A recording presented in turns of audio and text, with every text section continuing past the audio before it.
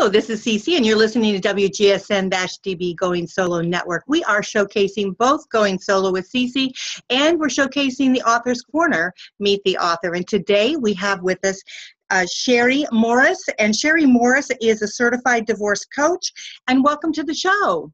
Thank you so much for having me today, Cece. It is great having you. I tell you, you really are the uncoupling experts, you and your business partner. Tell us a little bit about that.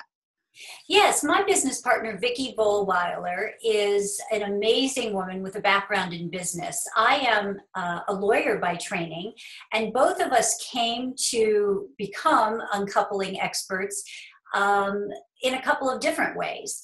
My journey was based on the practice of law, a long-term marriage with children that ended in divorce. I felt during my own marriage and subsequent divorce that I had many wonderful tools at hand. I had a good lawyer, I had a good therapist, but what I didn't have in hindsight was someone like me, an objective thinking partner who could provide advice, very practical tools in the moment as I needed them at a rate, frankly, much lower than that of a lawyer. Vicki had a similar experience after her divorce and believed that she could use her skills in business to bring the same kind of gentle accountability and help to clients. And we decided to collaborate and form Dear Divorce Coach. That's wonderful. Well, I love the name of your company, Dear Divorce Coach, because it really does embrace what you're going through. And so often, you know, we're going through the turmoils of divorce, we're in the pits of pain, and it's nice to know that we have someone that is objective, that can kind of help us get through some of those things and allow us to continue to make our own decisions. So often we don't want to be necessarily told what to do, but we want to be guided and helped and nurtured as we go through it. So I think what you all do is really fantastic. Thank you, Cece. Now, I do want to say a quick plug because I know you are a certified divorce coach, and I believe you did your training with Peggotty and Randy Cooper here in Tampa Bay area. Yes, Vicki and I both did, and we both did it remotely. She's based in Long Island, New York, and I'm in Washington, D.C., but we had a wonderful experience with Peggotty and Randy. Yeah, they're wonderful. They're great. And I've taken their course, and I would give a plug to them 100%. So they are wonderful. So that's Peggotty and Randy Cooper. If anyone's interested in being a certified divorce coach, certainly contact them. So we want to move right on into this because we want to talk a little bit more about the being objective as we go through. And you guys really do a great job at that, which is why I wanted to bring you forward. So tell us a little bit about how does it work, you know, as you're going through the process of, you know, helping someone being, you know, a divorce coach as yourself. Well, thanks for asking, Cece. One thing I picked up that you said earlier, which really resonated with me and I think resonates with our clients, is that you don't want to be told, nor should you be told what to do, except, of course, the most extreme circumstances. There's certainly legal requirements of divorce, for example. But there are so many different paths on to and after divorce, and only you can know the right answers for you. And what a divorce coach does, in my opinion, and in Vicki's practice as well, is help you decide how to proceed based on your values. So we create a framework so that you can understand your values better, because so many of us live perhaps with an idea of who we are, but don't put those values into practice. So we gently nudge you toward doing just that and helping you do that. And we have lots of coaching tools to make that possible. That's great. You know, I do think it's so valuable. I really do think it's so valuable. And they didn't have this, you know, when I was going through my divorce. And now that I've gone through the process of it and talked to other people, I do know how, you know, just how valuable it is to be able to have someone to be able to get you through some of those situations. So when someone's coming to you, what are some of the information that they need to kind of gather so that they can, you know, be able to talk to you? Well, it's a great question, Cece. And we have people really at every stage of divorce. So, for example, if you're contemplating divorce, but you want to understand, as so many well-educated women and men that we deal with do, we talk about a very different perspective than if you have post-divorce complications. But in general, if someone's contemplating divorce, we ask them to gather their financial information, all of their, legal documents, really all the things you can imagine that you would want to know about as you begin the process, so that you can understand who you will be post-divorce. And so much of that, of course, is wrapped up in your financial matters.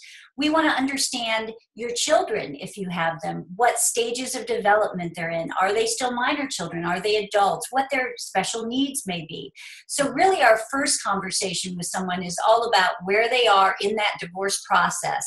And from that jumping off point, we ask them to gather many sort of basic fundamental documents, and we can even help them do things like think about their own budgeting if they're not familiar with that process. How will things look post-divorce for them?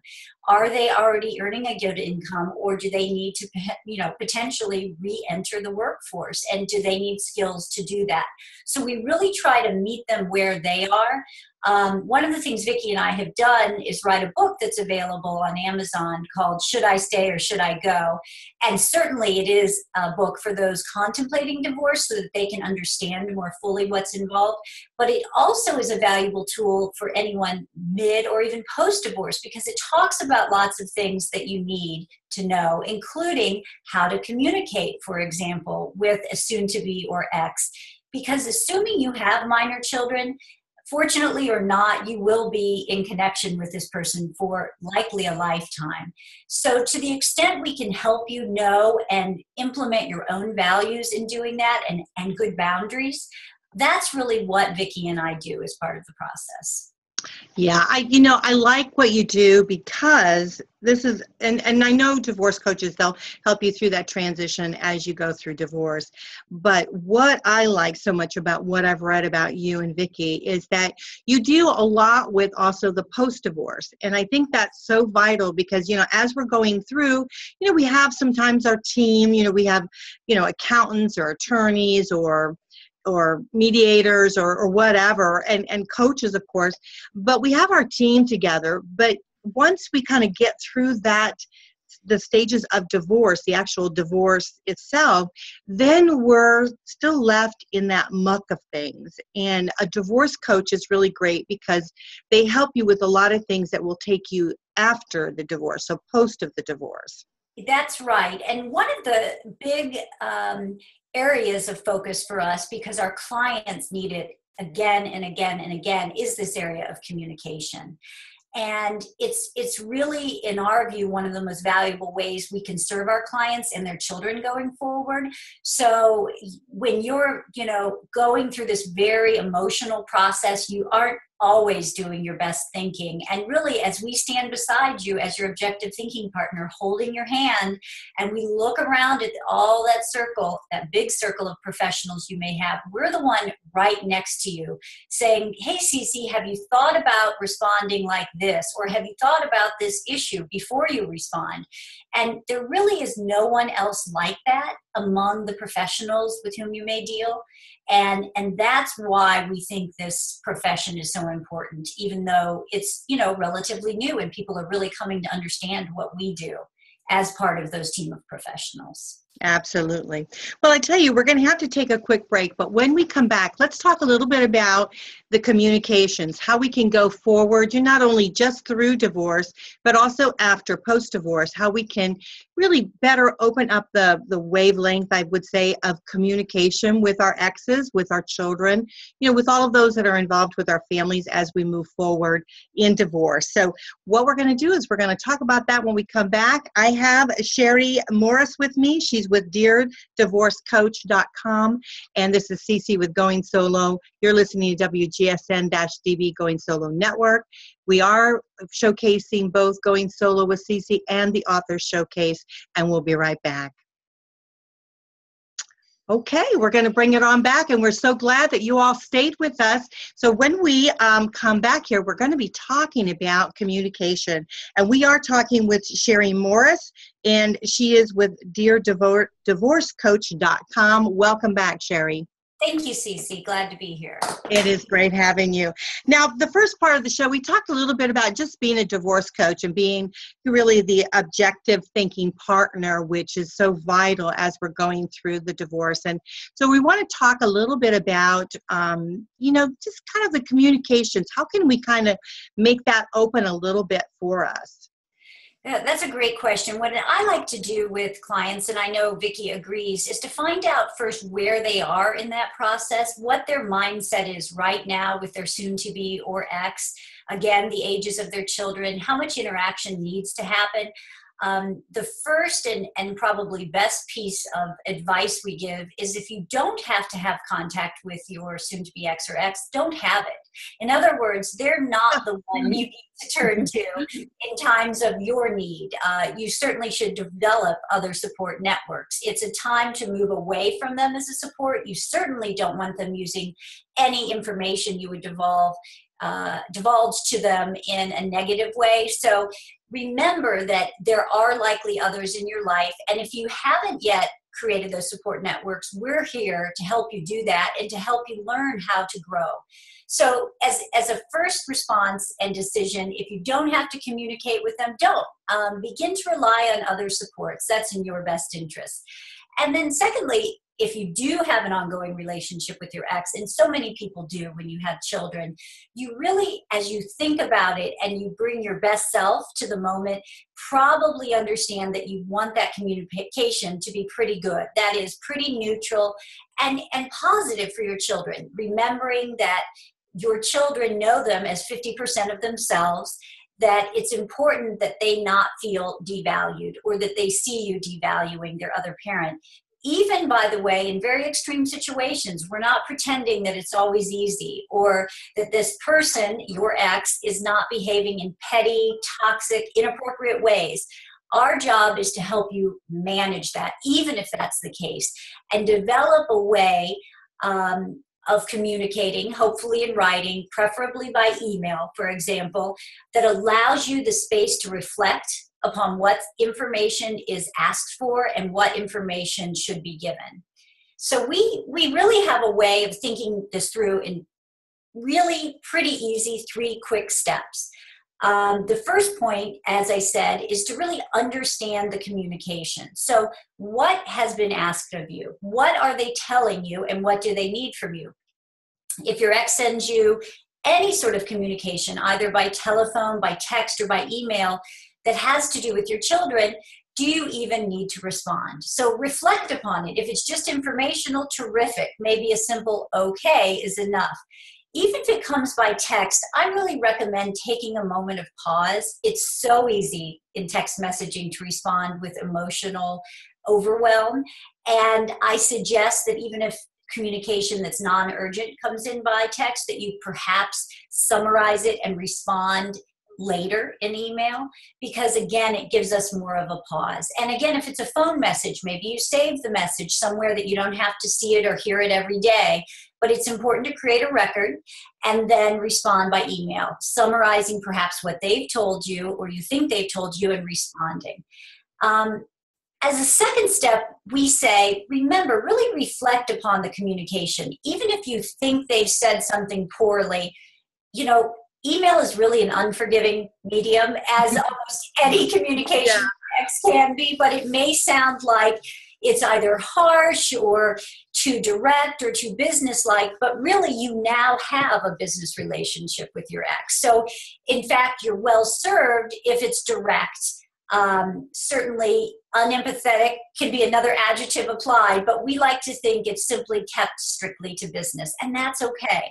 So even if it seems too much like business, but it provides the information you need or requests information, don't take it personally. And we can help you, again, with coaching exercises to get to that place, which is easier said than done. And then the final step here, really, in communication and making it 3 easy steps, is communicate a short, neutral response. If you don't have enough information, say so. If you don't understand what they want, say so. Or if you have the answer, give it. But don't add a lot of extra language that says more than you need to. And in fact, Vicki and I recommend that you write a response, remembering to take out that email address and say whatever you want in the first draft. Say everything that you want to do and then delete it. And then put back just the essential information and then save it and put it away. If you have 5 minutes, if you have 5 days, take the time you have. Don't think that you have to respond in the moment. Again, easier said than done. And one of the things we can do as coaches for you certainly is to look at particular emails that are difficult. But more than that is help you create a mindset so that you can do this for yourself. So I love it. I love it.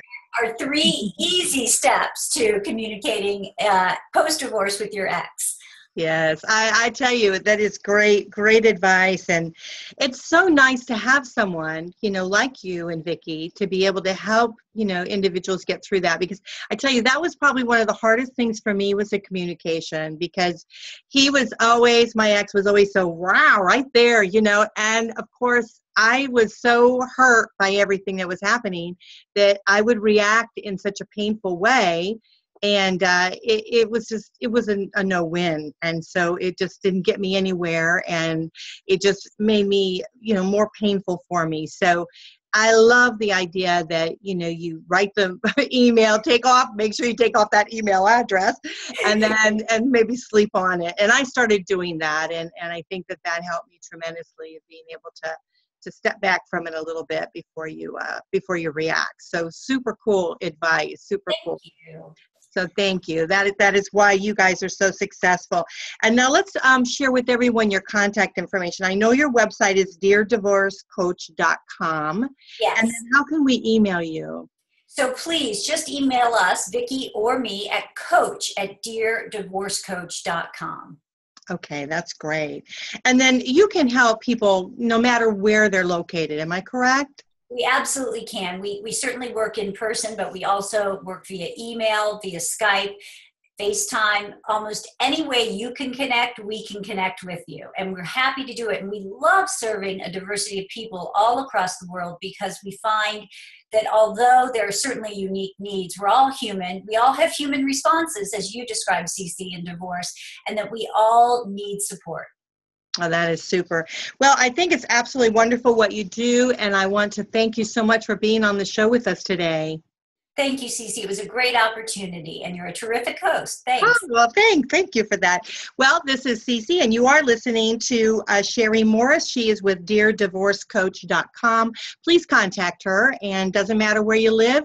If you feel like you do need to have that objective thinking partner next to you to be able to kind of help you through some of those things that you're going through, not only just through the transition of divorce, but even after, because I noticed even on your website, Cherie, you had about career. Do you need help with doing your resume, profiling yourself, being able to move forward? So many of those things that we don't think about after divorce that we need help with. So I love your website. I love what you guys are doing, and thank you so much.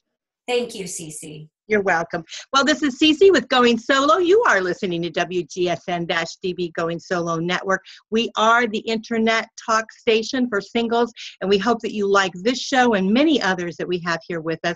Just go and listen anytime you want. We have podcasts on the website, and it's www.goingsolo.network.com. If you'd like to email me with any advice or any questions that you might have, or if you'd like to be on the show and be a guest, we'd love to have you. We'd love your comments. Just email goingsolo network@gmail.com. So we would love to be able to share and be able to converse with you to figure out what it is that you need help with. We want to get the shows there for you.